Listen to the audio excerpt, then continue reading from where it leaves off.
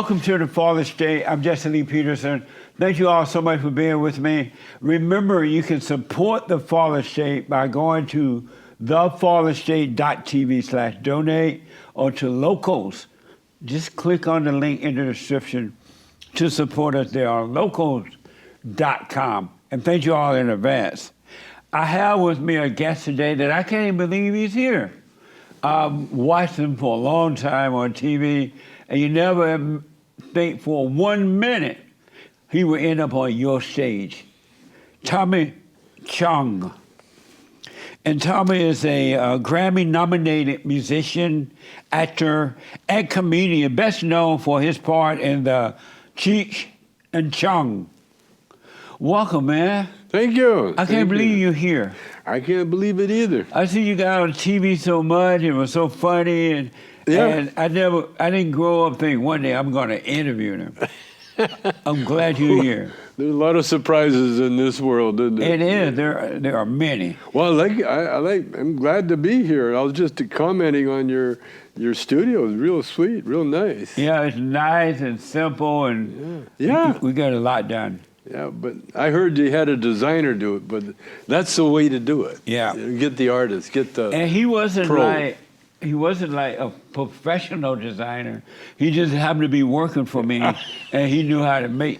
He designed it. He changed the whole building, to be honest. Yeah, he was young guy. Knew what he doing. Sound like country and a relative. So, what's important to you? What's important to me? Yes. What's important to me? Good health. Yeah, good health, and abundance. I like a flow of income. No. I like that income flow coming in. Right. Yeah, because I found out you can do more with money than without money. You know? We definitely need it, that's for sure. Amazing.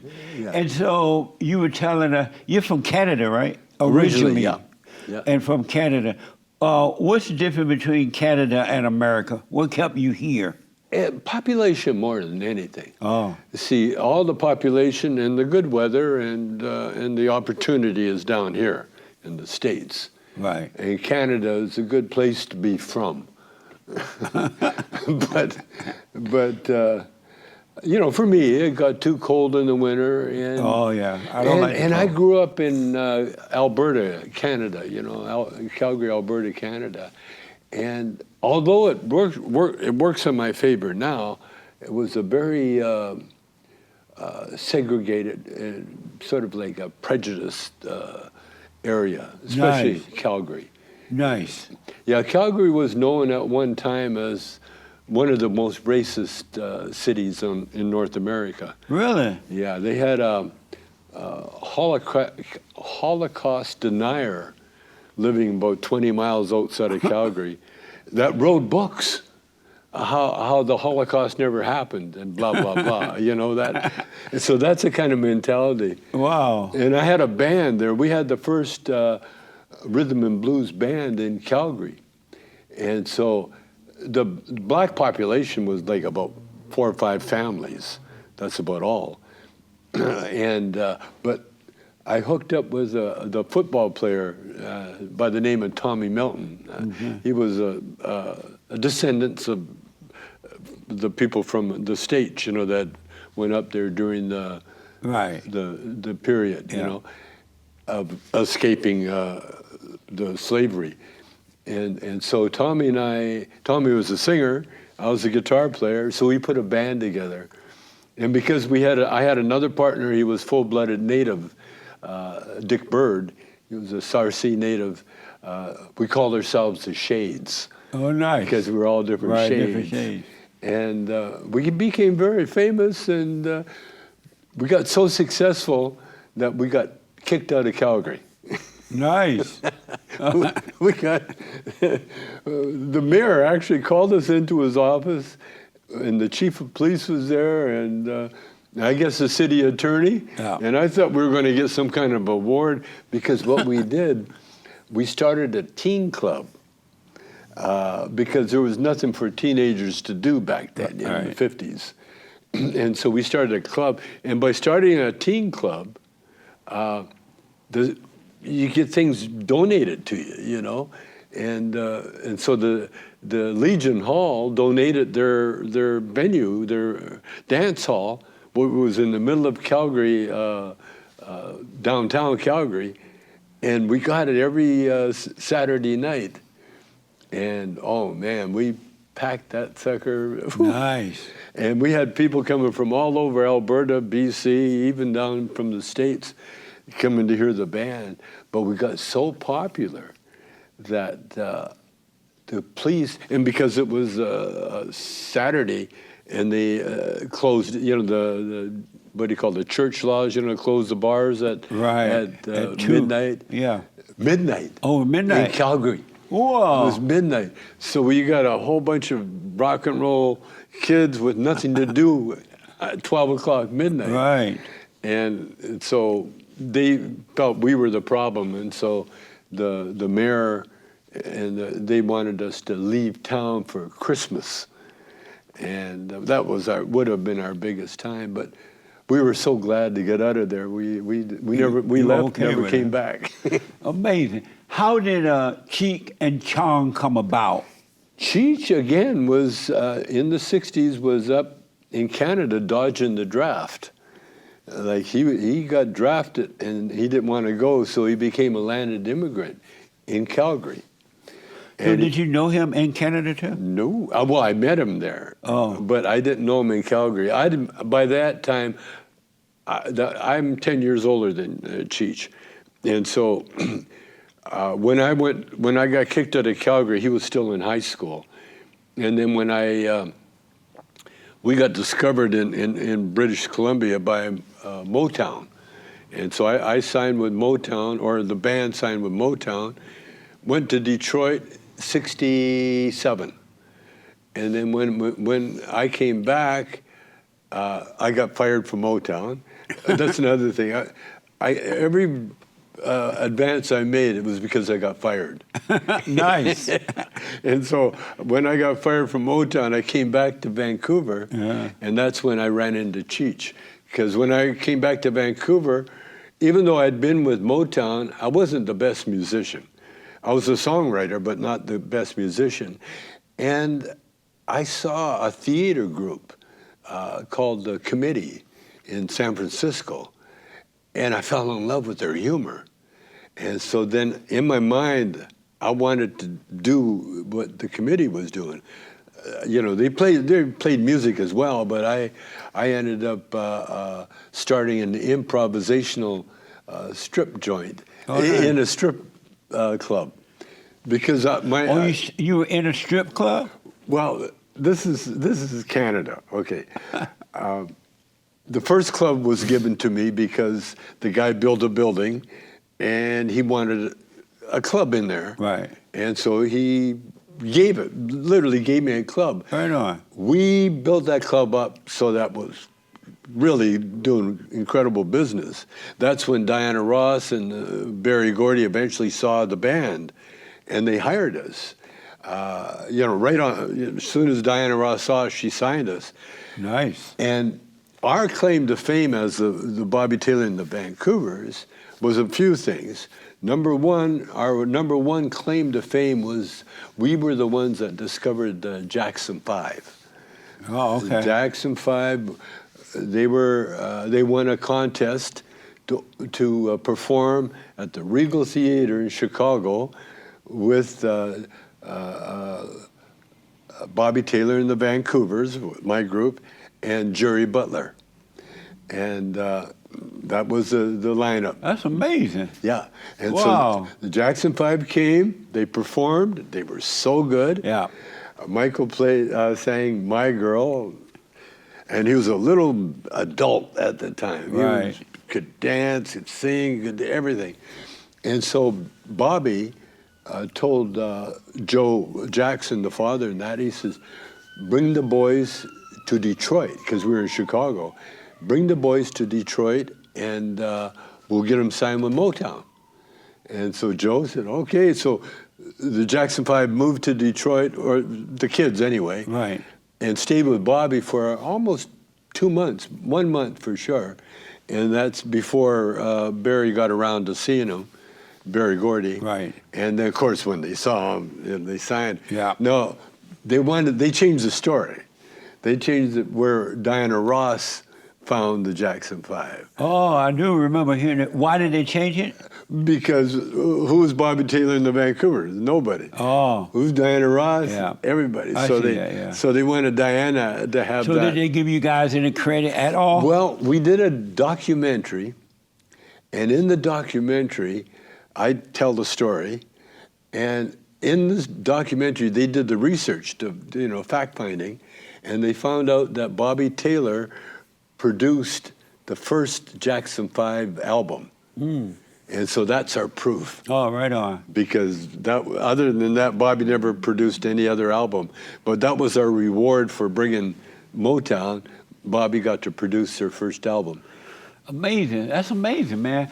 And so how did you guys, when you got into movies, the first time that I remember becoming aware of you guys is that you were in movies and things, TV shows. Yeah. And you guys was always potheads. Yeah. Right? Yeah. How did you guys become movie star potheads? Well, that was all, again, we got fired all the time. You're always getting fired. Okay, so we got fired.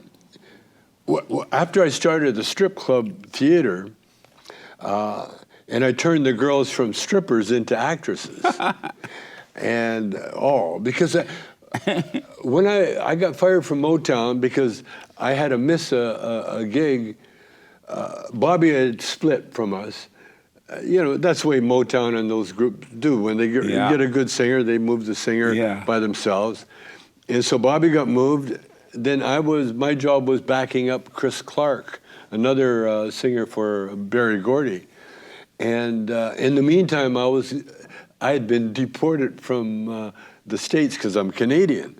And so we're in Detroit, that's an everyday occurrence, Right. You self-deport there.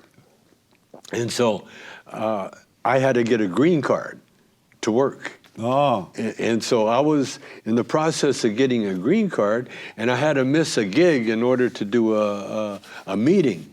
And the road manager told me, he's Johnny Bristol, the road manager said, if you miss a gig, I told him what I had to do, and he said, you miss a gig, you're fired. Whoa. And so I couldn't argue with him because, I was always talking to Berry Gordy, never anybody else.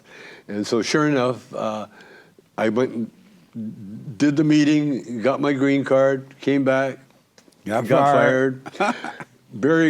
So that's when I decided to go back to Vancouver, quit Motown, and just go back, work on the clubs, put another group together. I didn't want to work. And when Berry Gordy found out I was fired, he pulled me up right away. You're not fired, because Berry and I really had a nice connection.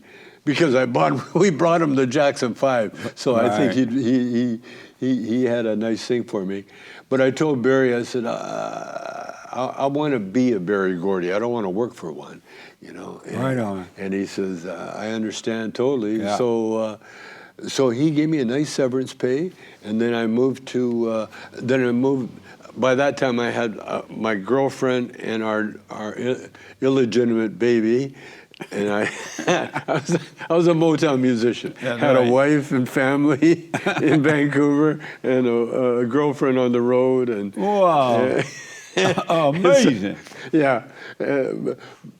But I mean, that's just the way it is. We got everybody a movie was doing that. You're right about that. We got a movie out now. It's being released. It's Cheech Chong's last movie, they're calling it, but it's a story of my two wives. Kind of, it's in there. My first wife was black, and you had a black wife? Yeah. Wow. And my oldest daughter, Ray Dawn Chong, very famous actress, worked with Arnold, you know, in Commando. Really? And yeah, she's worked with. She was what's it called? Quest for Fire. She was a star Right in on. Quest for Fire. Oh yeah, she's. So That's Ray Dawn. That's my oldest daughter. That, And is then that with your black wife? Yeah. I mean, with your black girlfriend on the road? Well, actually, it's a black girl. No, it was a white girlfriend on the road. And a the black black girl- girlfriend with the first wife. I mean, the first daughter. And then I married my childhood sweetheart, another black girl, Maxine. And Maxine's claim to fame is that she was Harvey. What's a Family Feud? Oh, Steve. Steve Harvey. Steve Harvey. She was Steve Harvey's secretary when he was on the radio Oh, okay. for years. Right. And so Steve, when I was on Jeopardy one time, I mentioned to Steve, "Oh, that nice lady." Well, that's my first wife. Really? Yeah. So let me just hear this. You had this one wife in Canada. Yeah. She was black. Yeah. And then you had a girlfriend on the road. Yeah. She was white. Also from Canada. And then you had a black. Then you. My you first broke girl. up with the first wife. The first girlfriend. Oh, you broke up with the first girlfriend. Well, what happened? What the? It was Were you like a slut maker? I got so much into the black culture that I became black. Really? Yeah. Well, you know, once you go black, you can't go back. Well, I can't go back. I can go to court though. So let me get these wives straight. So you had one wife in Canada at one time. Yeah. And on the road, we moved to Detroit. You had a white girlfriend. Yep. On the road. Yep. And then you broke up with the first black wife in Canada. Yep. And then you met another black girl. No. I missed that one first. Okay, we'll back up a bit. I had my wife, the only woman that I really married first, although I'm married now, Maxine, was the daughter of the organ player in my first band. Oh, okay. And that's how we got together, Right. you know. And she, when I met her, she was, 14. Oh. And when I married her, she was 20. Nice. You know, yeah. And it was one of those arranged marriage where we met, we fell in love, we broke up. Because the minute I quit being a musician, she didn't want anything to do with me. And then I went on the road. And then when I was on, I was a musician. Yeah. And How old were you then when you met Maxine? 19. No, when When you met the other one, this one. my first wife. The one that organ player, the one you were married to, and she dumped Oh, okay. you. I was 17. The 14-year-old, how old were you? She was 14. I was 17. Nice age. And then when she turned 20, we got married. Yeah. Legally. Again. You got all these wives No, confused. here's what happened. Man, I told you I was black. See, once you're black, you get go all back. once you're black, you got your girlfriends, Yeah. your acquaintances, Yeah. your assistants, Yeah. your secretary, your business partner. Yeah. The wife is just the wife. Yes. My wife, Maxine, very Christian lady. She played the piano in church. Father was a minister. Brother was a real good jazz musician. Oh, and her other brother, ever heard of Three Dog Night? Yes. I have heard of him. He was a drummer. Really? Yeah, that's Floyd. That's another, we're royalty. Right on, man. See, Floyd was a drummer, Yeah. and he was my drummer until him and the singer got in a fight, and then he quit and became Three Dog Night. Well, what I did, I totally remember that girl. I quit, I met Cheech, and became Cheech and Chong. Right. In the meantime, I got married to Maxine, and then I met my now wife. She was next door, a next door neighbor. Is she black? Is she black? No. The one you with now? No. What, she's white? I got so black, I married a white woman. I use that all the time, man. I became Charles Barkley, you know. And so, what did it feel like, or does it feel like, to be black? The women love it. Yeah. Oh. I learned. See. The thing is, most guitar players, white guys. You see them all the time. Right. They're the ones that do the drugs and get high, and and they get girls because girls get them. Right. Absolutely. But the brothers. See, the brother that taught me, Tommy Milton. He passed away, but Tommy Milton, he just had some of those pro athletes, they got a special room for the girlfriends that show up, and they got to keep them apart from where the wives are, What a mess. Well, because think about it, the athletes are the most gorgeous, well-built creatures on the planet. Yeah. Not only they can do amazing things with the sports, but they look amazing. Yeah. They're gorgeous. Now, come on. Yeah. I understand. And what is their job as a man on this planet? That's It's right. to populate. To make babies. That's right. Yeah. And that's why we're so good looking when we're young. Yeah. Because when we get older, we're not supposed to make babies anymore. That's right. And that's why we get that look. So are you still black? Am I still black? Oh, yeah. Oh, yeah. You're still black. Oh, you never go So back. do you think and feel black, or you just know how to be a black person in action? Well, you know what I learned? Because I got into the culture. Right. You see. You don't get in the culture easy, And in fact, most of the white guys, they don't. Right. They don't make the culture. They're the white boy, They're yeah. That's okay. Yeah, it's him. But with me, see, I'm mixed. I'm half Chinese, so I'm not white. You look Chinese, but you don't look Chinese. Yeah, I know. The part that's Chinese doesn't show. Have you ever dated a Chinese woman? Oh, yeah. You dated a Chinese woman? Not date. Back in the day, Been with. I knew them. Yeah. We were friends. Right. I don't think I ever went on a date. Right. No, the only date I were. See, I'm a musician. If you want to date me, you got to take me out. Yeah, that's right. As a musician, you go, okay, never mind, I'll pay. That's what you hear all the time when you're a musician. Because we're poor-ass musicians, man.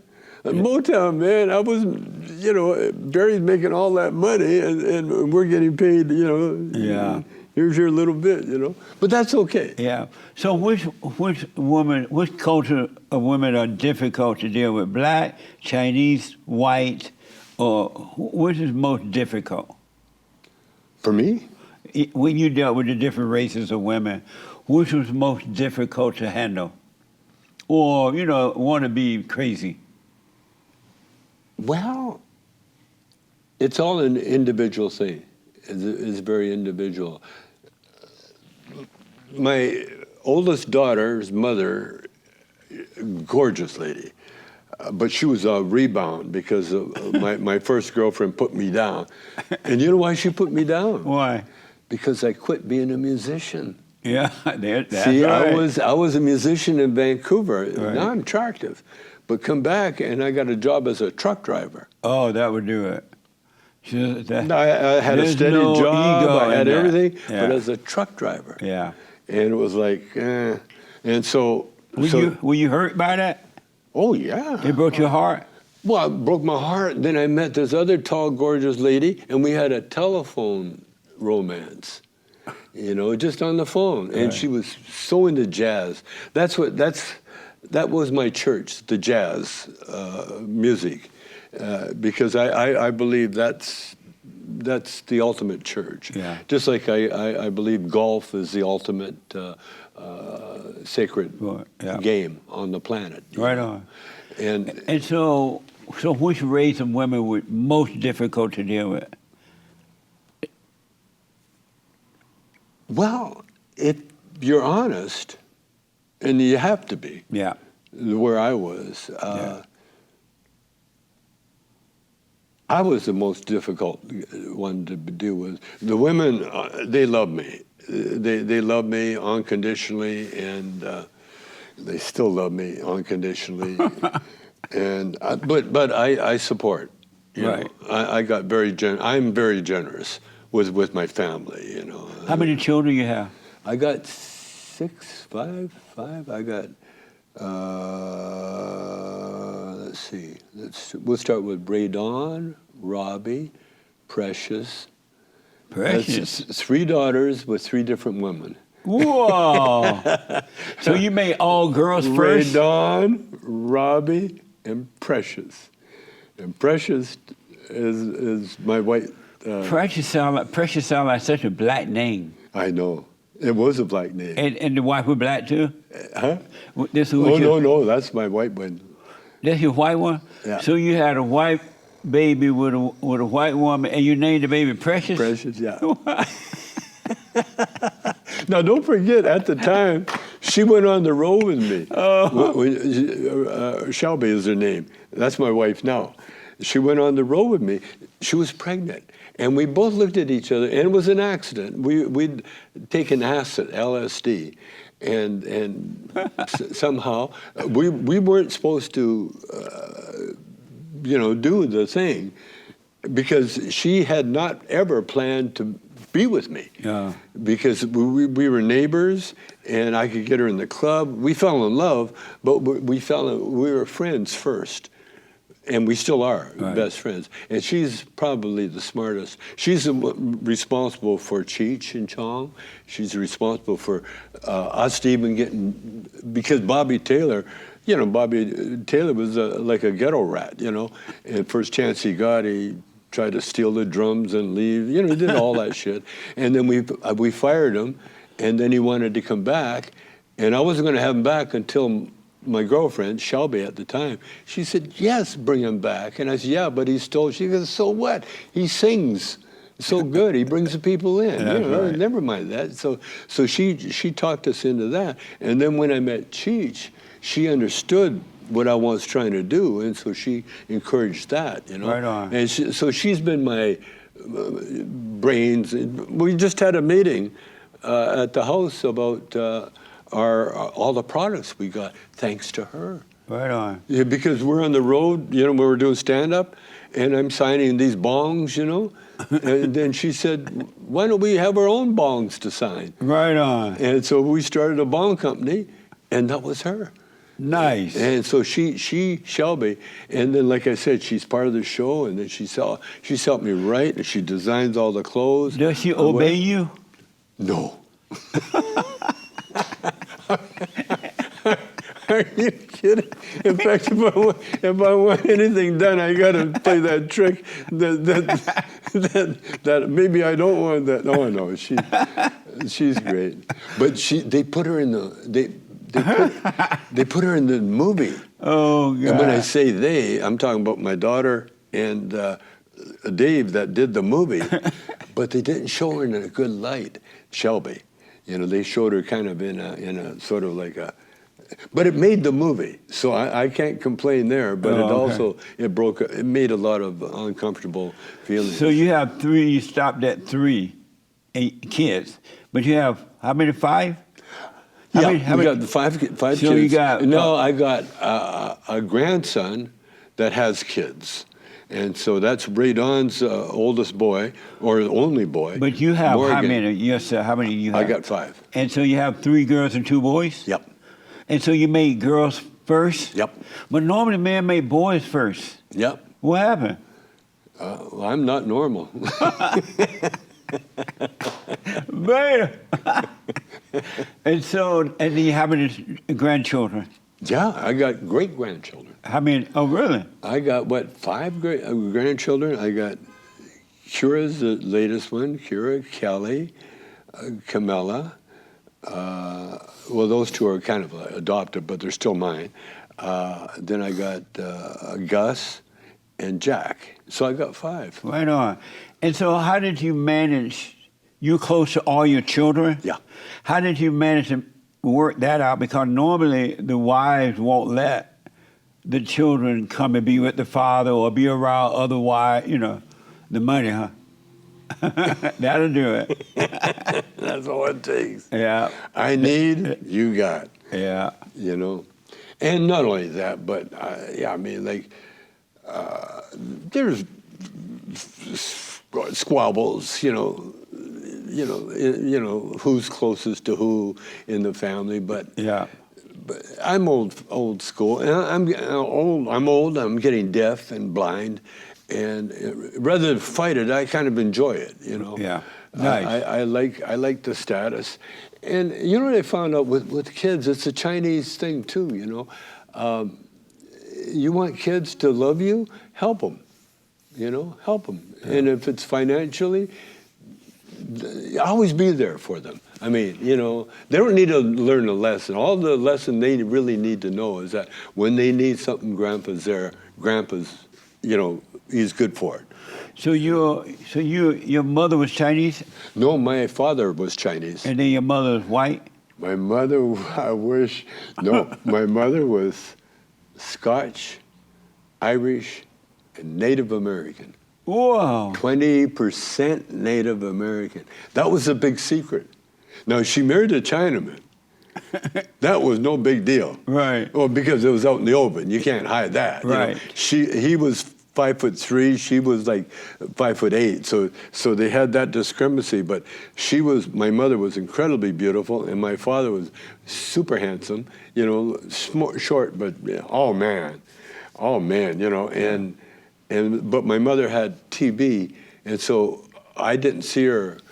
She was in a sanitarium all the early part of my life. Oh, okay. And so I was kind of raised in an orphanage with my brother and my sister, which I never saw in the orphanage. So I was like only child until I turned about 6 years old, when she got out of the hospital, and we got a little reservation kind of house in Calgary, but it was our home. It was our first home. Nice. It was beautiful. And so are you close to your brothers and sisters?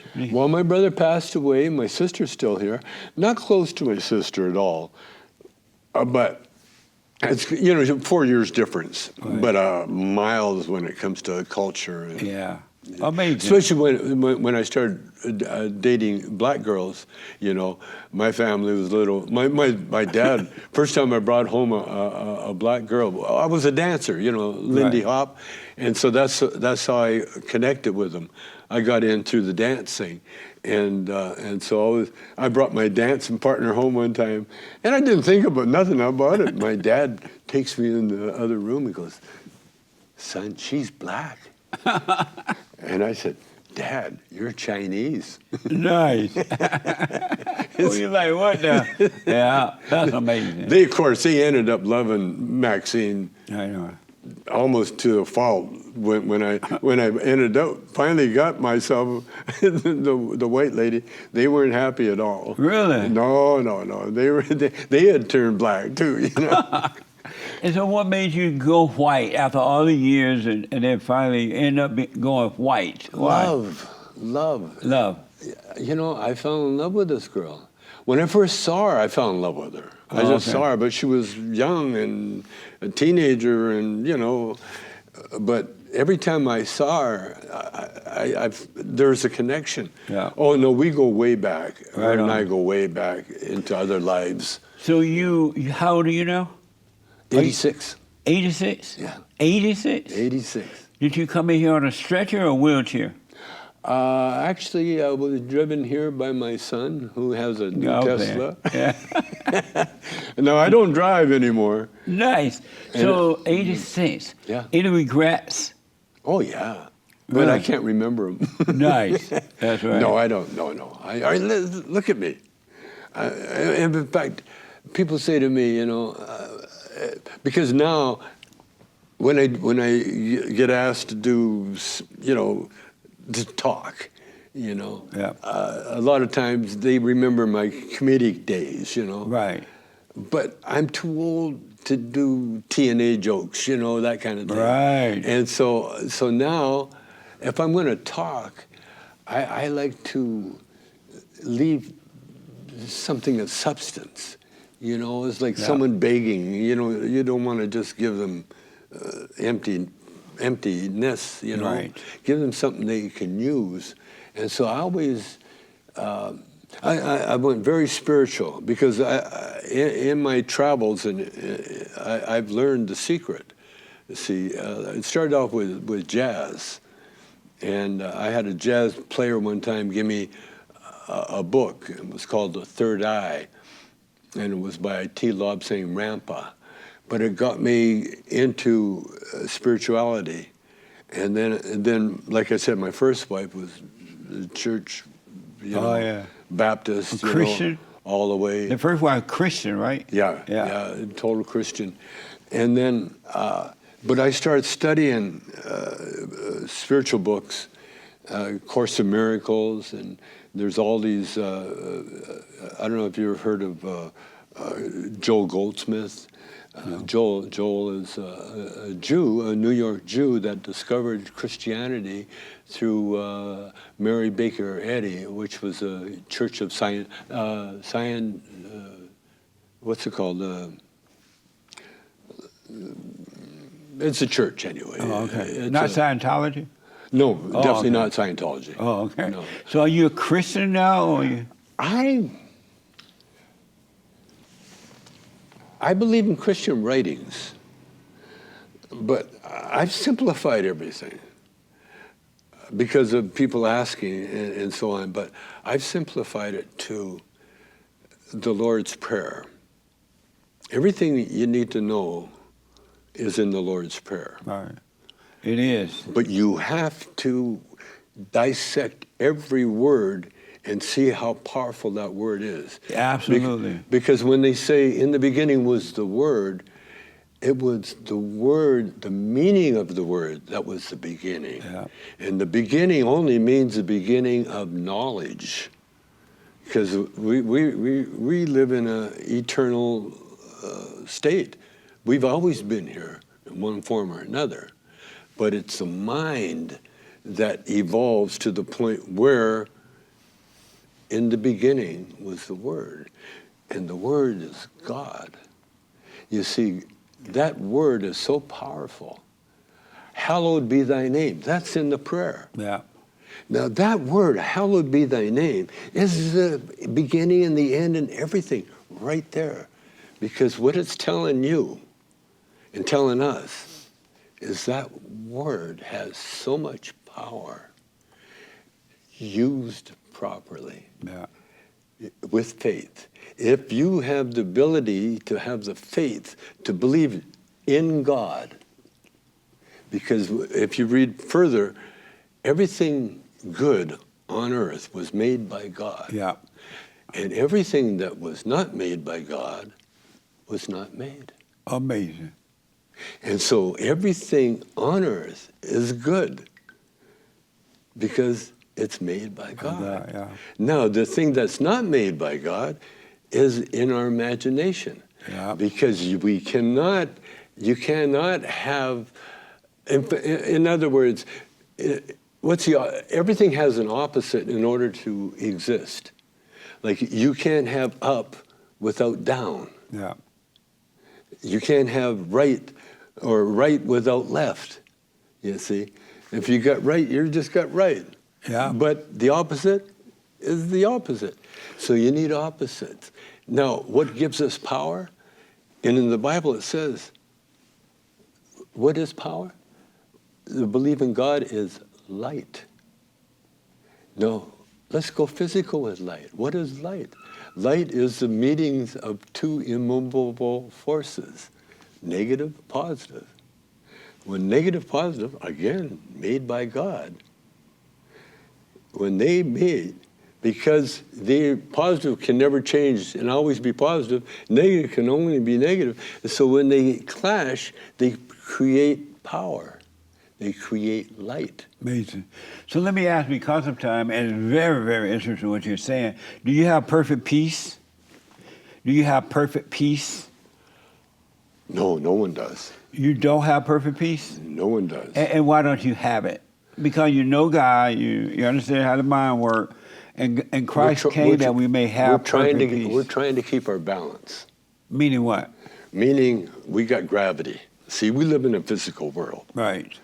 And you can't get away from that. Right. Yeah. But you're not your physical body, though. No, because... And so why don't you have perfect peace? Because I'm here to learn. And you only learn from your mistakes.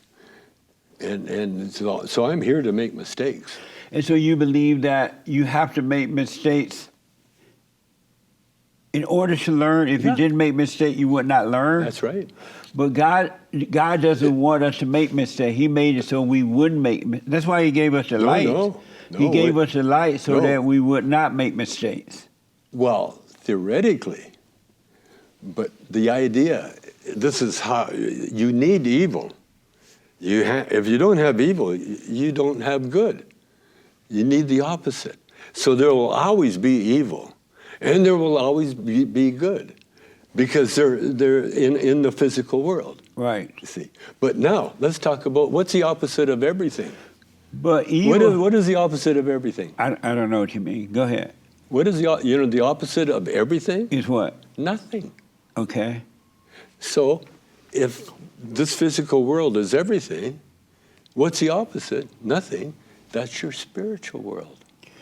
But what I don't quite, and I understand some of what you're saying, but what I don't quite understand, do you plan to have perfect peace before you die? Or you plan to die with not perfect peace? You don't want to, you can't, and you don't want to plan. No, what I mean by that, for communication purposes, do you hope to have perfect peace one day? Well, see... Or do you think, let me put it this way. First of all, what is peace? Do you think that's possible to have perfect peace? Well, I guess you can have, if something stops for a moment, that's peace. Right. But that's only for a moment. But that's the whole purpose of the death of the ego. You want to die from that completely, and once you die from it completely, it no longer has any. It doesn't have any control over you. You no longer identify with it.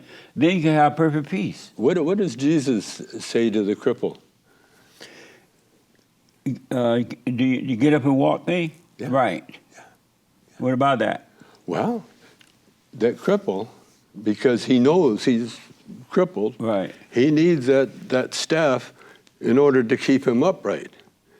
At least he thinks he does. Right, he thought he did. Yeah. But when Jesus comes along and cures him and says, now you don't need that staff anymore, okay. Get up and walk, right? But let me ask you this. But that staff shows how we communicate with the physical world we live in. We live in a physical world. We don't live, we can, imagination, we can visit the spiritual world in our imagination, in our mind. But physically, we're in a physical world. But isn't God a perfect peace? No. God is not of peace? No. Really? What is He of? God is everything. I know, but He's also of peace. He's also peace. Right. But in order to have peace, you have to have chaos. So God is everything. That's why when we say God is everything, and you look around at this is what I did when I was a child. I was taught, God's everywhere. So I walked outside. I remember 9 years old or something. And I'm looking around. And said, okay, God, where are you? If you're here, where are you? And all of a sudden, I looked around, and it was at night, and the stars and everything come out. And it was like God saying, "Do you need more proof?" So let me ask you this: do you have fear? Yeah. You have fear. Yeah, but not permanent. Not permanent. But you do have it. I have the fear of what I think is real, Right. Like sometimes fear of losing my love, the love of, say, my wife, because I'm getting older. And the fear is that eventually I won't be here, and then she's going to find someone else. Oh. And so I got that jealous fear. So you don't have perfect peace, and you have fear. You have doubt. Sometimes. And so what is the purpose of being with God or knowing God, let me ask this. What does it feel like not to have perfect peace for you? What is that like? Uncomfortable. Uncomfortable. And so why don't you go to perfect peace? Because, again, it's like trying to learn. Because it's possible. No, but it's trying to learn when you're sleeping, you know? That's why a lot of times we can't sleep. Why? Because we're getting messages. You know, we're getting our thing.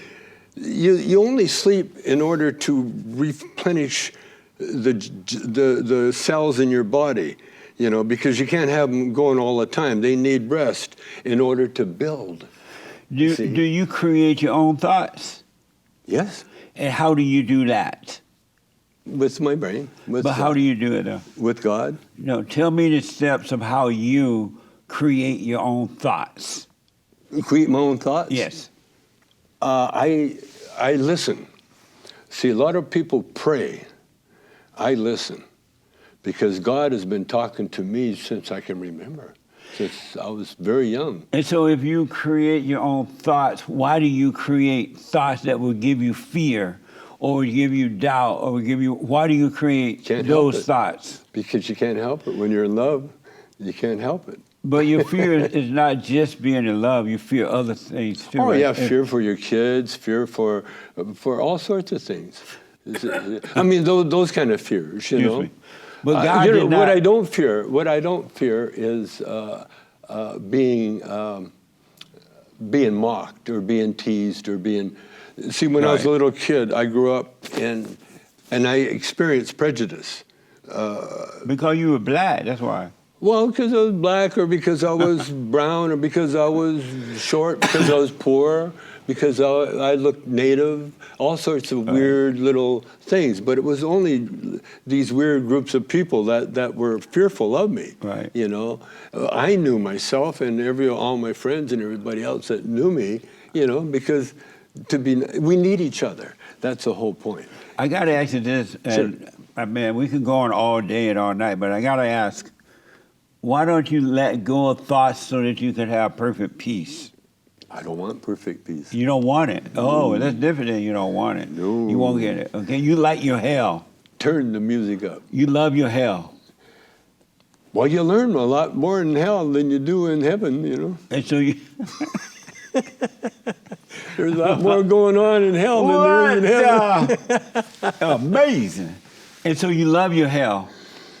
Yeah, I do. I love. You love your misery.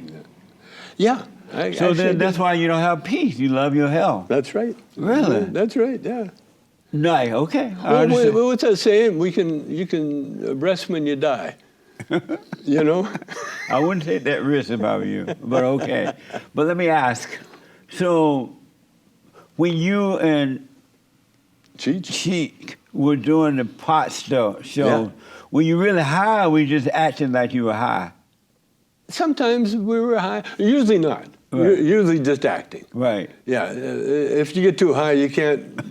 No. Because being stupid takes timing. You know? That's right. If you come in there too soon, let me tell you, we were in New York first time. Yeah. And we had killed in L.A.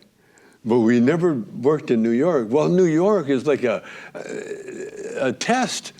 Because they're so far ahead of everybody. Right. So you go on stage, and what they do, they test you. They won't laugh at anything to make you uncomfortable, to see how you're going to react. Yeah, they're rough over there. And so when they did it, Cheech and I, we were fighting before we got off the stage. And it was all about cocaine. We did a shot of cocaine. It ruined our show. And the good thing about it, we never did cocaine after that. Nice. Nothing. Right on. We were funnier without it. And so you weren't high necessarily when you were acting. Do you smoke pot now? Yep. How long have you been smoking pot? Oh, I'm 86. I started when I was 17. Really? Yep. So you've been smoking pot since 17? Yep. Wow. Yep. And why? Because it's the healthiest thing. It's the healthiest high on the planet. Oh, it is. In fact, you want to communicate with God. God talks to us in so many different ways, and the pot it's even in the Bible. You know, where Moses talked to God appeared to Moses in the form of a burning bush. Right. That's the burning bush. So that was pot? That was the joint. Oh, no wonder. Was it bush? and Moses talked. And what did Moses do? Moses was high? Moses was as high as can be, man. Moses was all man. See, when people say to me, who would you like to come back as, or who would you? Moses, that's my guy. Really? Because Moses was a real man. Moses, I mean, he wasn't just a spiritual entity. Moses was a guy. So you're saying that the burning bush was pot? Yep. And so Moses went up into the mountain to talk with God, and he got high. That's right. And he came down with the 10 Commandments. Right. Think about that. But he didn't get into heaven. No, he's physical. He was needed here. But why did God let him into the promised land? Why did he? Why didn't he let him in? Because he didn't need to be there.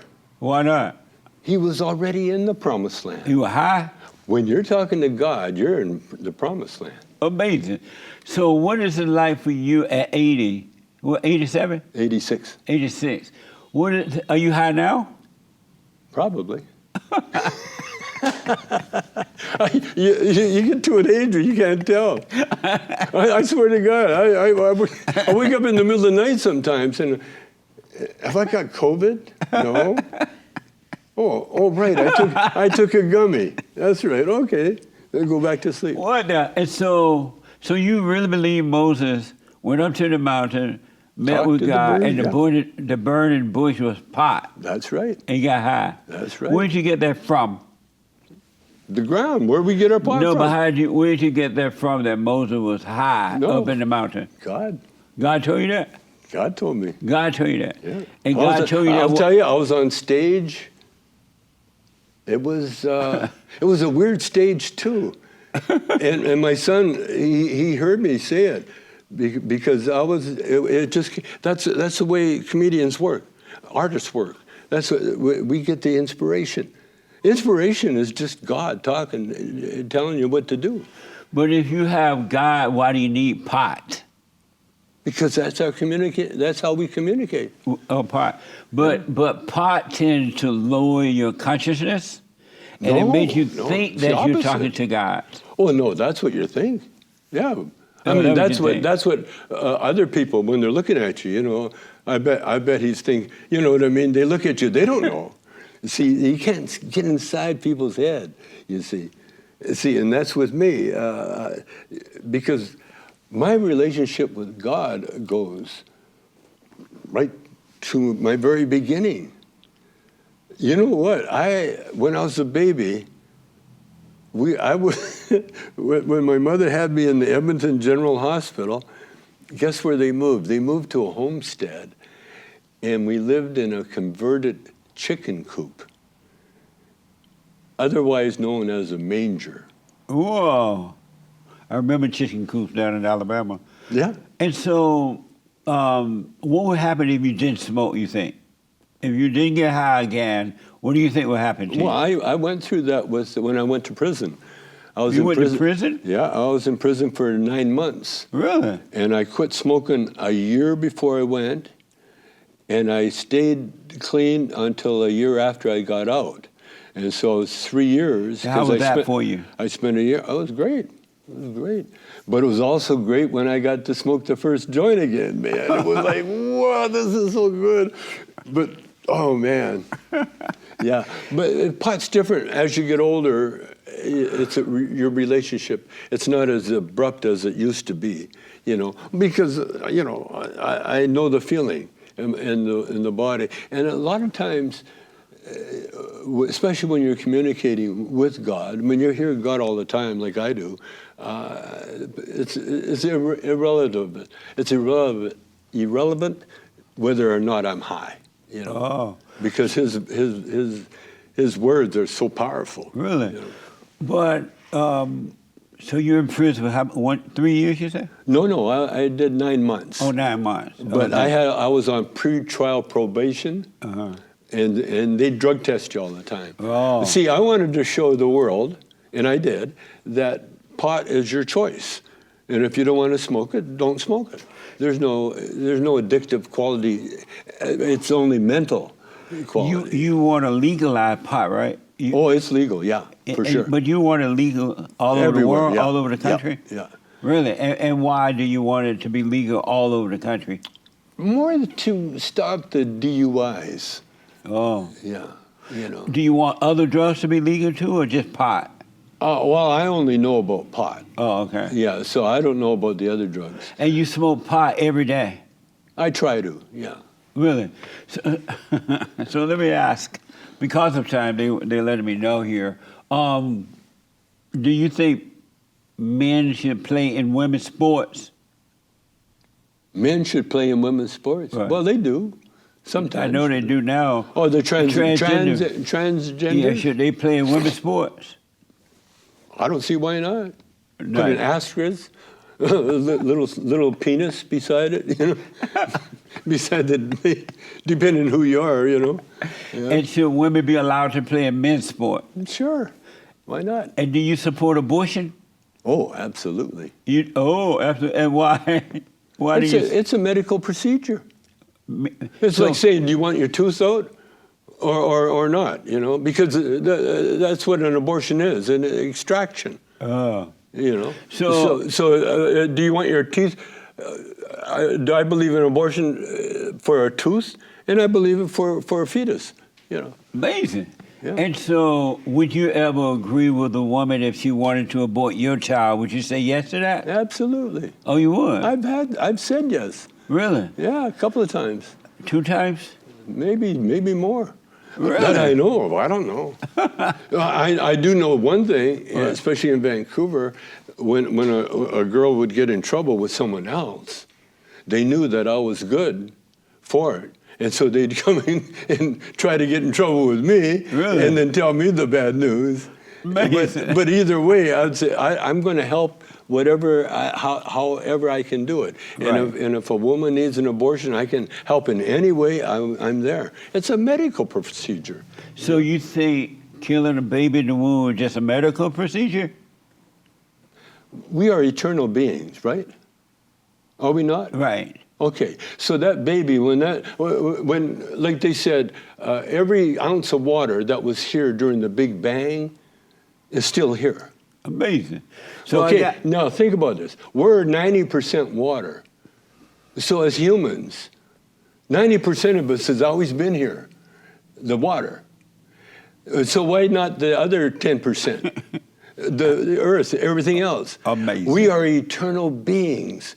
We cannot be killed. And so let me ask this. So you're black. We all agree you're black. You've been black for a long time. Yep. What's wrong with the blacks? What's wrong? Yeah, what's wrong with them? With everybody. No, with the blacks. What's wrong with the blacks? It's not just black. Black just means that you have more sun than everybody else. That's all. Right. That's all black is. It's a skin tone. You know? It's just a color. It's a color. That's all. Oh, that's okay. all. So I mean, like they say. By the way, they used to say, you know, natives, redskins. Do you know the real reason they called them redskins? Why? The real reason? Yeah. There was a bounty on them, and guess what happens when you skin a human being? They turn red. That's right. Amazing. That's why they said redskins. That's amazing. Are you voting for the Great White Hope? Who's that? Who Trump? Yes. You know who the Great White Hope is. I love Trump because he's done things that no one else could do. Yep. He did. Absolutely. And you know what it is? What's that? He got Joe Biden elected. See there? No one else could have done that. That's right. Joe Biden couldn't do it. And so are you voting for him? Huh? You going to vote for him? For Trump? Yeah. No. No? No. I thought you loved him because of what he's done. It's a joke. Right. I know that was a joke. But still. Trump, if you couldn't get any more retarded if you tried. You know how he makes fun of retards? Serious? He doesn't have to do this. So, he just has to appear on stage, you know, with his mega hat and his people. You know. So at 86, you don't recognize the strength of Donald Trump? I recognize the devil. The what? The devil. In Joe Biden or Trump? No, Trump. Are you going to vote for that woman? What's her name? Kamala? Camilla Harris. Are you going to vote for her? Absolutely. Yeah, that's that black in you. You know it. That's the black. Hey, listen, if you want something done, who would you give it to, Kamala or Trump? Trump. Oh, you wanted to be fucked up. The great white hope. Okay, I get the it. great white hope. So listen, I got to put you on the hot seat. Okay. I need you to answer these questions as quickly as possible. Okay. The hot seat. What is a man? A joke. Is America the best country on this side of heaven? No. Do we need more white babies? Yes. If America is not the best country on this side of heaven, what country is the best country?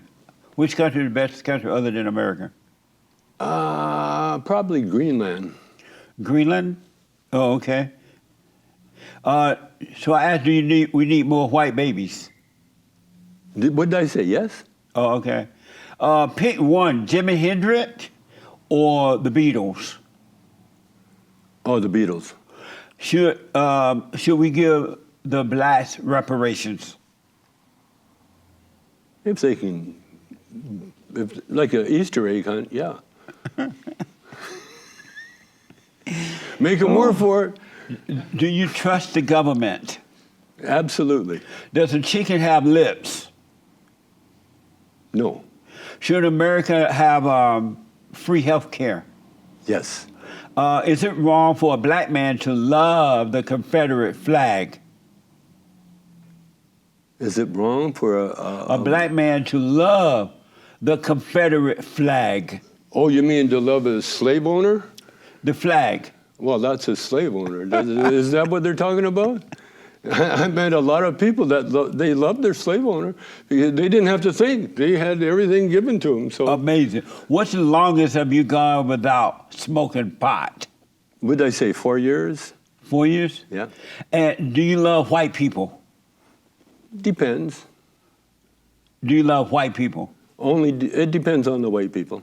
Do you love white people? Yeah, I love everybody. Do you love white people? Do I love what? Is it? White people. White people. Do I love white people? I get a feeling I was asked that before.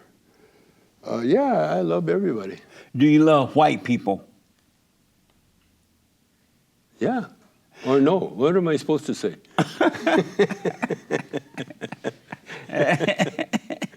True or false, abortion is worse than slavery? Abortion is worse than slavery. False. Have you ever been high on the hog? High on the hog. Yeah. Is the earth flat or round? It depends on what you smoke, you know. I'll tell you, sometimes it's flat. Oh, God. Did you have fun? A lot of fun. I had an amazing time. Thank you, man. Thank you, brother. Thank you for taking on the hot seat, and I enjoyed talking to you. Okay. Let me ask you one quick question. Sure.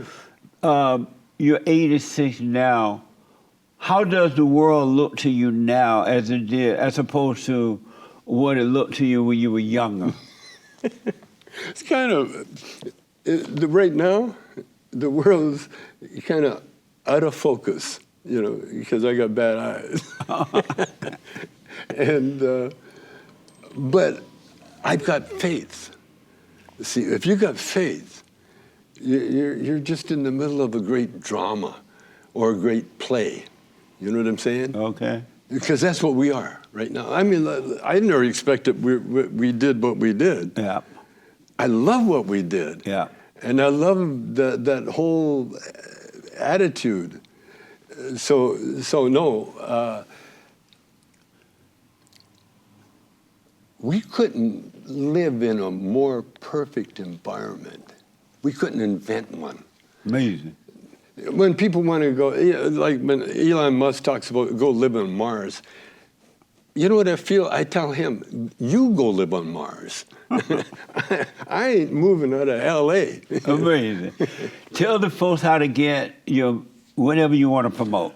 Oh, no, just Cheech and Chong and go for it, man. It's all over the place. Right on. I got CBDs and gummies and pot and T-shirts, and the only thing I don't have is Tampax.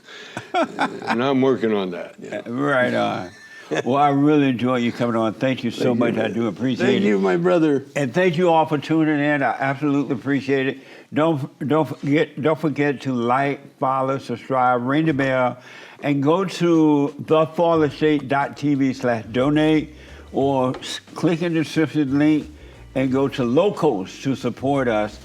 I appreciate it. Check out the merch and let me hear from you. If you want other guests on the show, let us know about it by contacting producer at TheFallenState.tv. All right. Thank you all for tuning in. And thank you again, man. I can't believe I had the opportunity to talk to you. I appreciate that. You never know. I know, man. What the? Thank you. Amazing.